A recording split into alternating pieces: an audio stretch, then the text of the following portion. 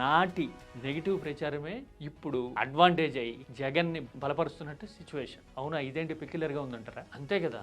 జగన్ టైంలో ఏం జరిగింది అంటే టీడీపీ మీడియా మొత్తం విధ్వంసం అని పెద్ద పెద్ద అక్షరాలతో రాసేది కదా. అన్ని రంగాల్లోనూ ఆర్థిక విధ్వంసం జరిగిపోయింది, అప్పులు అనేవాళ్ళు, అభివృద్ధి కుంటుపడిపోయింది అనేవాళ్ళు, ఇన్ఫ్రాలో ఎక్కడ ఏం జరగలేదని చెప్పేవాళ్ళు కదా. కానీ ఇప్పుడు అలాంటి ప్రచారాలన్నీ ప్రకృతి సిద్ధంగా తిరగబడుతున్న రోజులు వచ్చినాయి కదా. ఇప్పుడు సపోజ్ వైజాగ్లో డేటా సెంటర్ వచ్చింది అని విచారం చేశారు కదా. తీరా చూడబోతే అది అదాని పెట్టిన డేటా సెంటర్ 2023లో అడుగులు పడిన డేటా సెంటర్ అని తెలిస్తే ఎలా ఉంది? ఇప్పుడు జగన్ హయాంలో టెక్నాలజీ దిశగా, పెట్టుబడుల దిశగా ఇంత అడుగులు పడ్డాయా అని చెప్పడానికి అదొక ఉదాహరణగా కనపడుతుంది కదా. ఆ తర్వాత ఉద్యోగ నియామకాలు లాంటి విషయాల్లో కూడా సంబరాలు చేయడం నిన్న మొన్న చూసాం కదా, పోలీస్ రిక్రూట్మెంట్ అని. మరి ఆ నోటిఫికేషన్ ఇచ్చింది ఎవరు? ఆ ప్రక్రియకి అప్పట్లో అడ్డు తగిలింది ఎవరు? ఇప్పుడు క్రెడిట్ క్లెయిమ్ చేసుకోవాలని చూస్తున్నది ఎవరు? అంటే ఉపాధి విషయంలో అయినా, పెట్టుబడుల విషయంలో అయినా నాడు చేసిన ప్రచారాలు అవాస్తవం అని ఇప్పుడు తెలుసుకునే పరిస్థితులు వచ్చినాయి కదా. ఇది ఇక్కడితో అయిపోలా ఈ సాగా.